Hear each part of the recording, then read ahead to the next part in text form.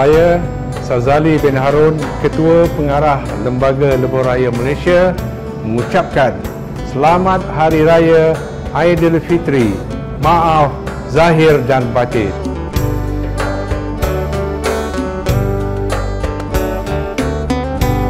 Ingat, pandulah dengan cermat dan berhati-hati di lebuh raya untuk mengelakkan kemalangan.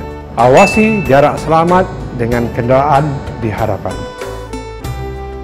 Rancanglah perjalanan anda berdasarkan jadual cadangan waktu perjalanan TTA yang disediakan untuk mengelakkan kesesakan di lebuh raya.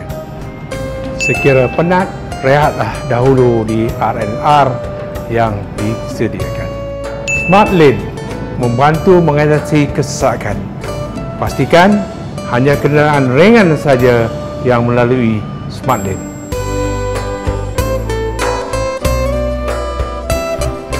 Barang aduan berkaitan jalan raya ataupun lebuh raya, anda boleh salurkan di aplikasi My Jalan.